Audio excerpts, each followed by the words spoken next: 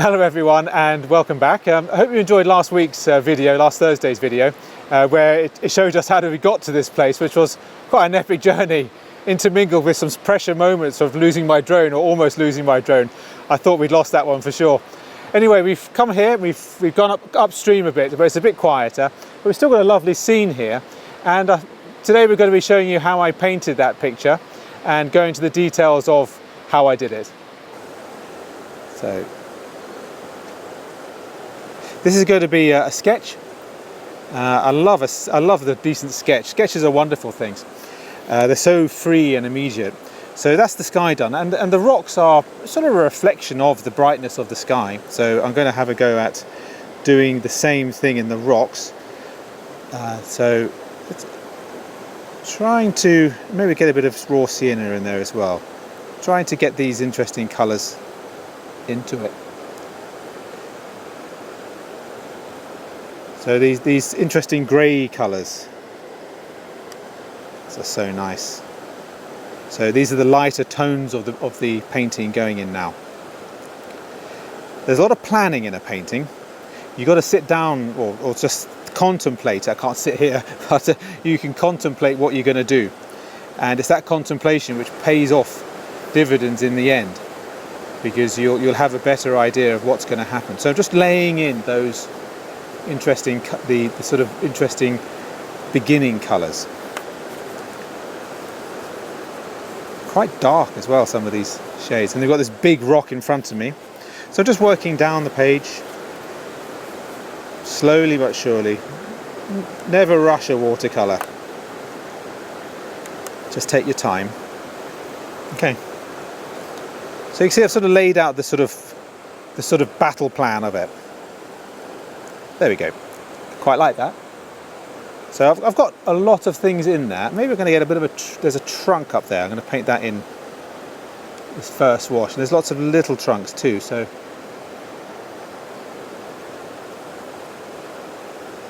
trees coming in.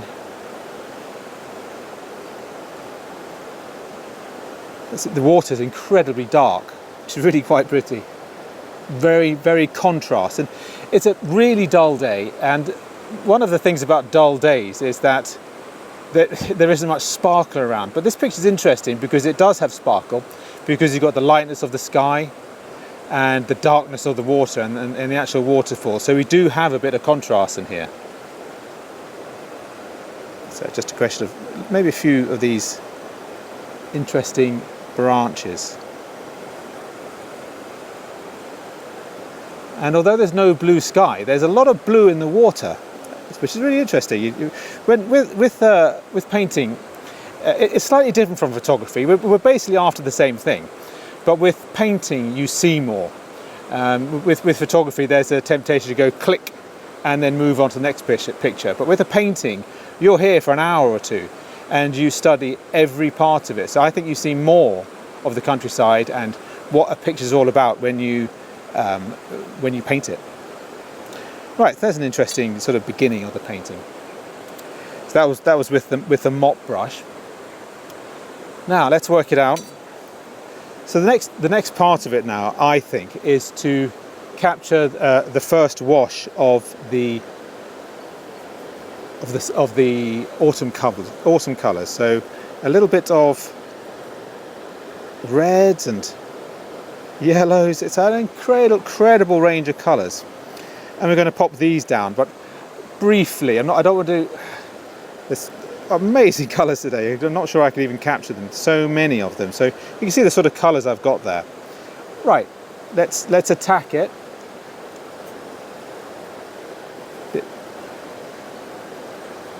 Try and keep some of these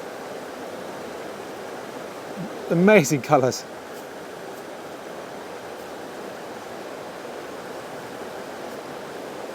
So you can see the trunk that I'm trying to keep in there. And this is the first washes. So trees are tricky things to paint. I don't paint that many trees because they are tricky, especially in a style that is impressionistic. And then when they get further away, they get a little bit darker. So the distance here, if maybe brown it down and blue it down too.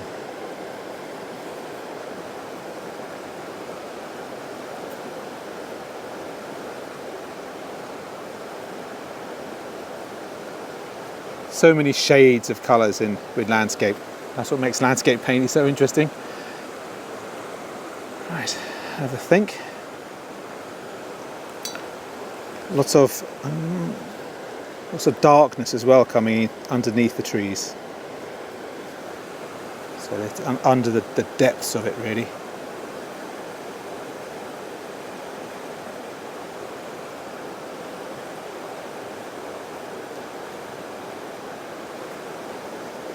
Dark.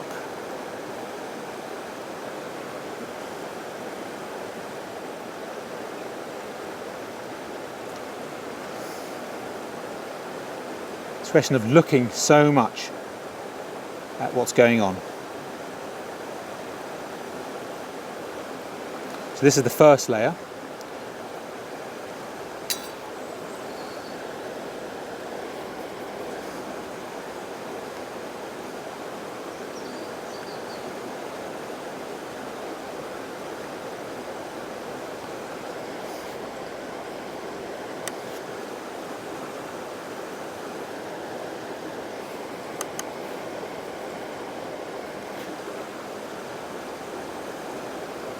Trying to capture the range of colours here.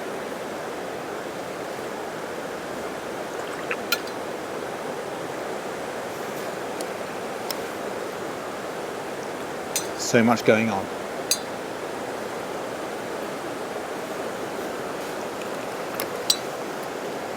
Okay, so now we've got a wall.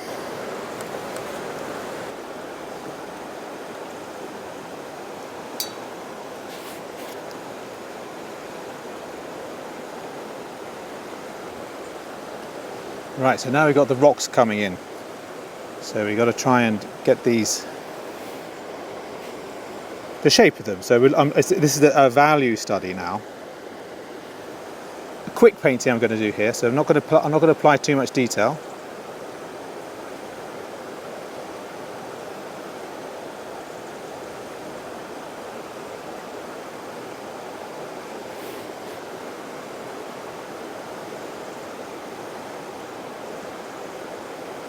So we're going to try and silhouette this rock.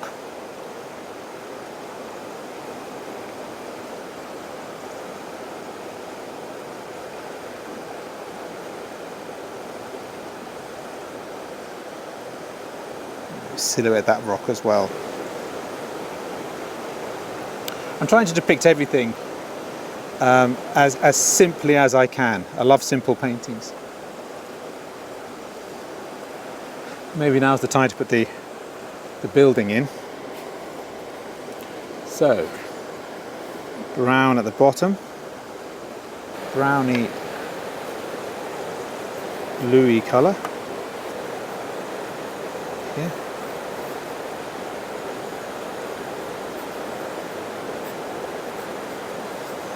And a grey roof.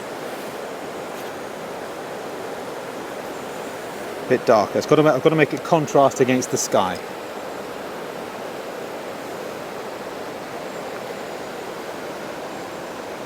So I'm just using my number 12, right? Well, so my 13mm brush, as usual.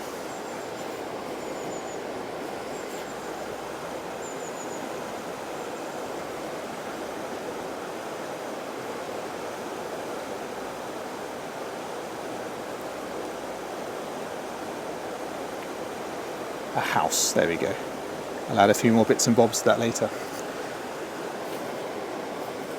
So trying to go into the rocks again, so even darker parts of it.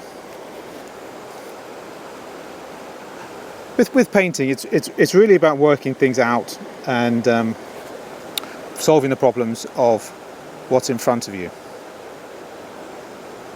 One of the best quotes or things I ever heard was from a sergeant. And he said he got into the habit of going out into the countryside, placing his easel down in no particular place, looking up and then painting what was ever in front of him. What an incredible thing to do. Right, just take stock. Let's put some more into the trees, so more of the reds, and so colourful.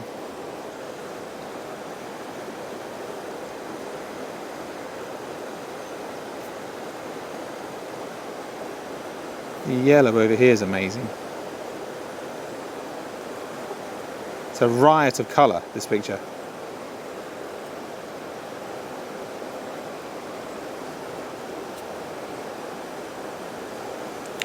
Trying to paint it simply, it's my motto.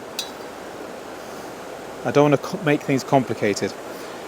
Right, now I'm going to go into the water, and it's an unbelievably dark colour. I mean, it's almost black in places, and it's a sort of maybe a brown tone black. So I've got my two favourite colours, the ultramarine blue and burnt umber, and I'm going to try and create this colour, this incredible darkness, blackness of it. That's going to pick up the contrast and trying to, so this is going to push these rocks forward, so you'll be able to see them, which is fun. Amazingly dark. Just lighten up a bit.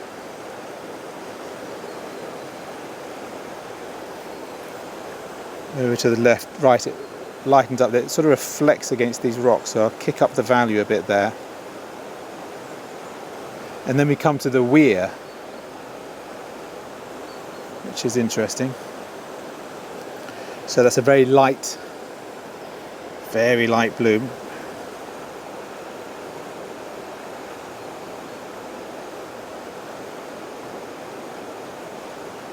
Where the water comes down, rushes over it.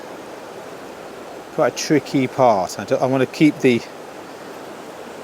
separation there and the sort of whiter bits.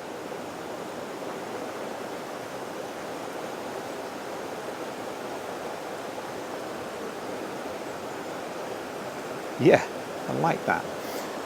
Okay, now we come down into the, again, ultramarine blue. Oh, it's a reddy blue. It's maybe a little bit of Alizarin crimson on it too. There's a really interesting colour there. Now, if you were to paint this from photographs, you would not see these colours. Photography is great. It's a fantastic thing, but it's not as sensitive as your eyes. Your eyes are the most sensitive thing for seeing colour, and that's why one of the reasons why people do landscapes outdoors is because the colours are better, much better. So, working down into the foreground. So I'm keeping this lightish here, although it does go really dark, but the darkness is going to occur in the second layer. Well, that nice and quick. When you've come out, you don't really want to spend forever doing a painting. You want to get the hint it down, and then that's it. Okay, I'm going to let that dry for a bit. Just blow it a bit, just to dry it slightly. I think it's going to dry a little bit today, so I don't need my burner, which I bought. So I'm just going to go around adding a few bits of detail on it, just to give the hints of what's going on. So a few details of the rocks.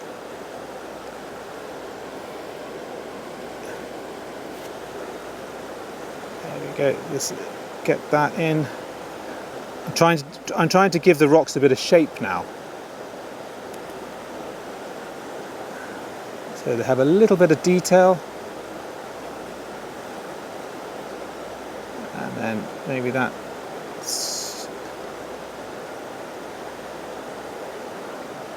trying to get the darkness in. It's not drying that well, but there we go. I love this rock here. Love that rock. That's so interesting. And you have a few other interesting boulders underneath it too. And it's just sort of crack lines. And this is going to be interesting too. So you got a blue-brown colour. And it sort of bends around here. It's a bit too dark maybe. Yeah, much too dark. Let's get rid of some of that. And it's shadow of it coming the other side here, really dark at the bottom. So you see, I'm just picking out little details now, just working out what I need to put on and no more than that. I'm very ready to stop painting rather than carry on painting. The really interesting blue of the weir coming in, make it cobalt blue this time. So it sort of, at the bottom of it sort of darkens off a bit in the weir. So I've changed the blue to a cobalt blue, just to get that variation. Then we've got some wonderful rocks on the left. So these are interesting shapes in shadows, and I like unusual colours. I like brighter colours. Don't have to paint everything in the colour that you see. So you see those rocks are really coming out in relief. So the next part, which is really interesting, is the water in the foreground. And that water in the foreground is really dark. It has a real darkness to it. And it's a very warm dark. Very warm. So I've got a bit of old burnt umber there mixed in. So at the bottom here, it's really dark, and it intermingles. The stream's going that way.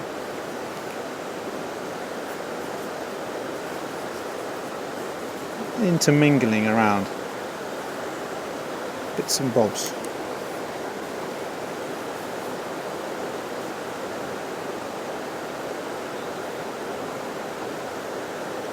Flow of the water. Okay. And a very, very dark bit over here. Really dark.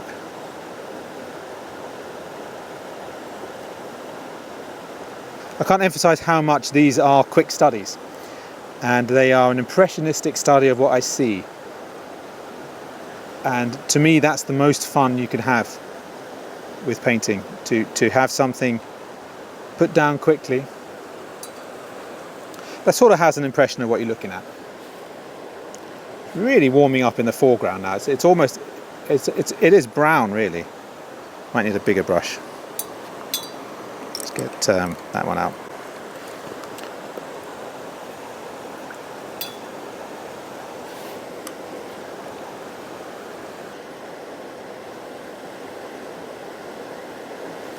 So keep on going with this brown foreground. So they've really just pick a reflection up of the sky. So the blue underpainting is what I'm using to try and give that a feeling of it's a reflection of the sky. And then it changes colour here a bit. Great, so I feel I'm getting there now, and I'm going to go into the rocks a bit to get these dark rocks. So they sort of crunch down and trying to get a contrasting colour for the rock as well. So maybe a bit of green. So a bit of Veridian in there too. Trying to make them look like rocks. And a super dark rock in the foreground.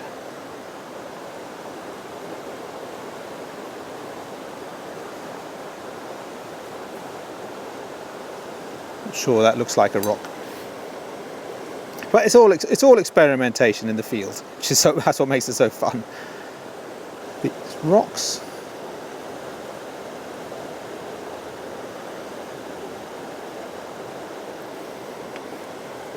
Very dark.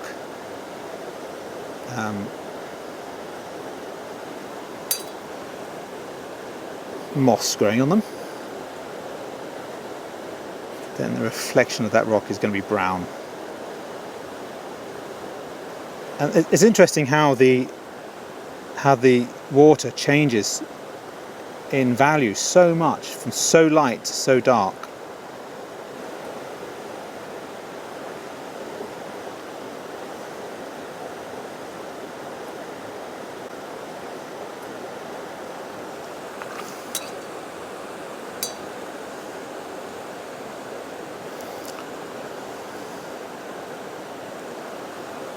Okay, a few marks at the top.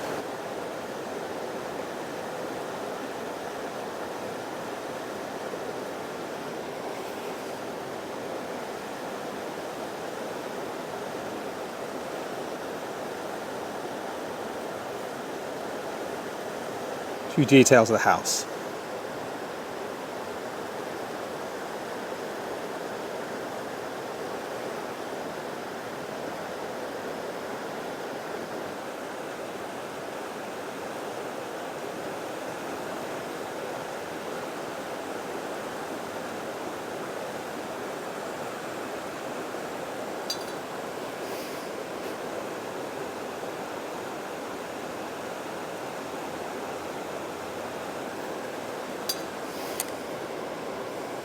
Just trying to simplify the rocks a bit more, just to make them stand out.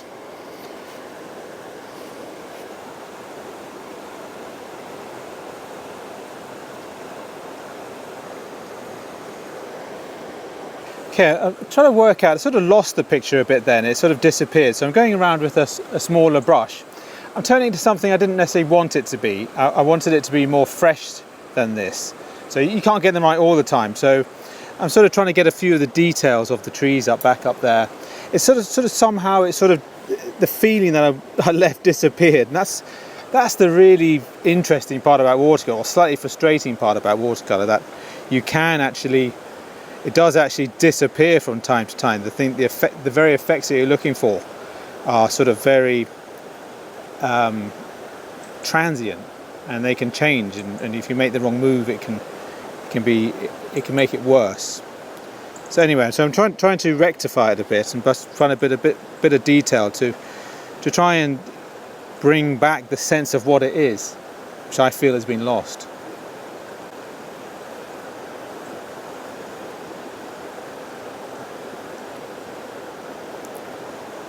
Maybe a few shadows. Soften that. So I'm just applying the darks to the painting really, and hopefully that will rectify a lot of the problems of it.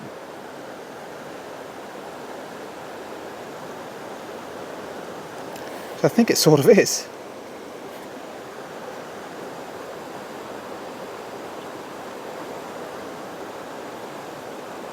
Making these rocks dark, sort of jutting into the water, this rock.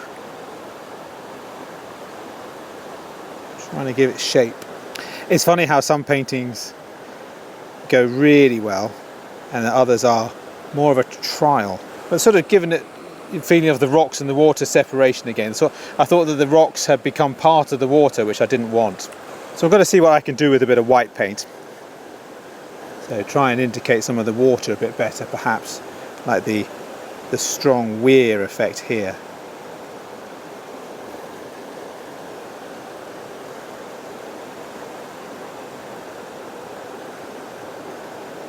Goes down into it.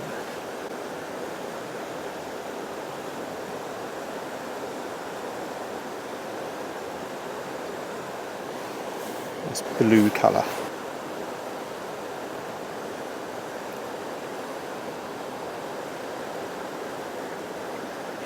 I think that's helping it. I'm sort of in rescue mode of this painting at the moment. Very bright here.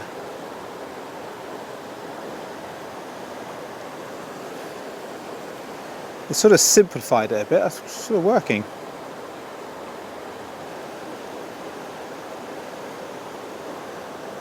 Sort of flecks of white over this darker side. Well, I think that has helped it.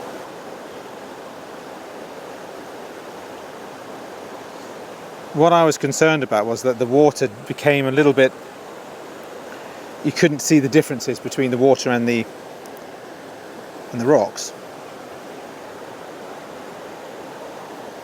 A bit of orange there.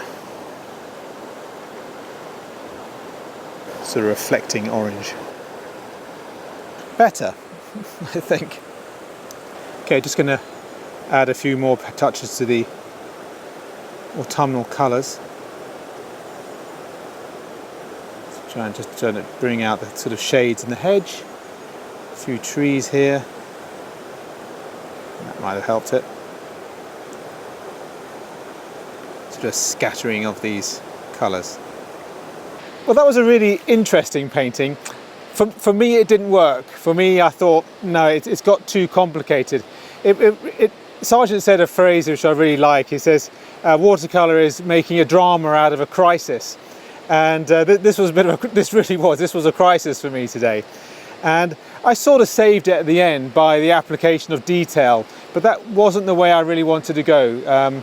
You can save a painting through detail, but it's a bit of a, it's not something that I really want to do. I want to keep it fresh. When you do apply detail, yes, you can save it, but you can't keep the freshness, which I really like, and it's the freshness of the painting that I'm more interested in than anything else. The painting's okay though. The painting it's all right. I sort of like it, and I saved it with the overpainting of white really, which, as I said earlier, I'm not too sure about. I hope you enjoyed that and hopefully learned something about it, and maybe a way not to go with this painting. Until next time, I look forward to seeing you then. Bye bye.